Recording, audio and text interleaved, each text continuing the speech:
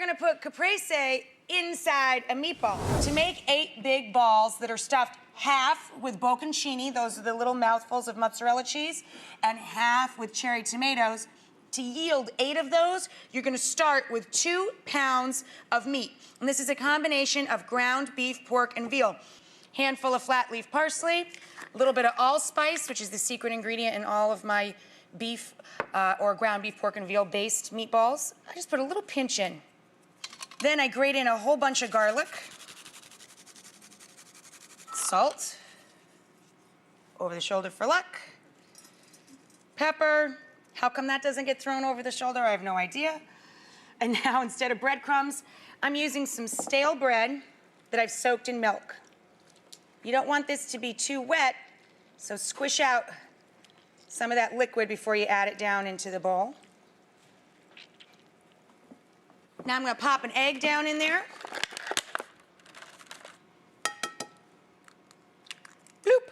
And then a couple of handfuls of grated Parmigiano-Reggiano cheese.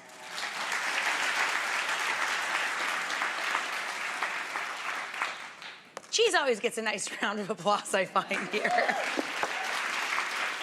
Now comes the fun part. Squishy, squishy. Mushy, mushy. This is a nice fun dinner to get the kids in the kitchen helping you mix things up. It really is fun to play with your food. Once you have everybody all combined, it's pretty simple here. Just gonna show you one.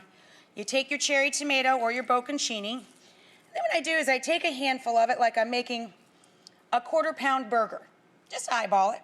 And then you put the cherry tomato or the piece of mozzarella cheese inside, fold the meat all around, and that's it. Cute, right? Now, if you want to make sure you're not gonna short anybody with the meatballs, and the meatballs get smaller as you get towards the end of making them, divide the mixture in half before you begin, and then in half again.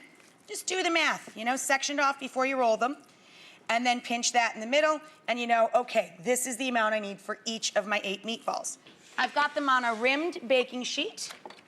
Then you're gonna drizzle them with EVOO. And then we're just gonna roast them in the oven until they're deeply golden on the outside and they're firm to the touch. It'll take anywhere between 15, 20 minutes for these big, beautiful meatballs. And I've got them in there pretty high, 400, 425, that neighborhood.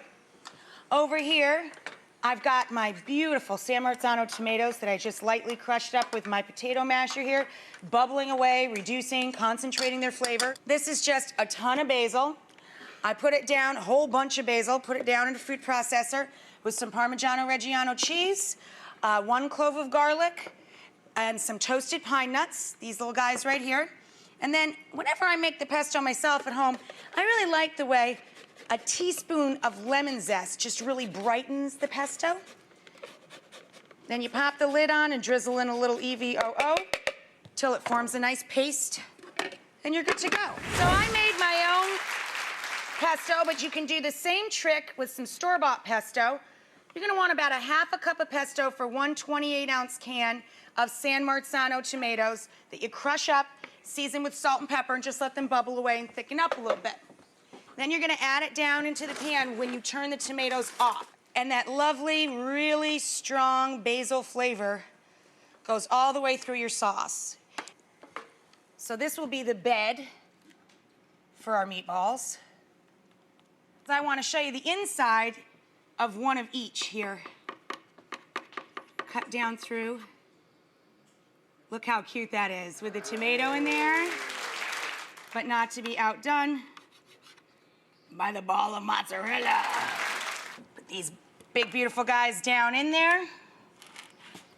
Keep them separated, you know, keep all the tomato ones on one side and make a little separation between the two just so you can give people a heads up on which is which when they're serving themselves at the table.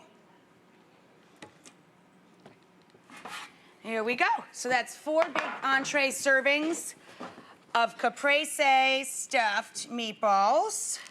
Ooh, yeah, and then you put some bread all around, and that is one big, beautiful bowl of food.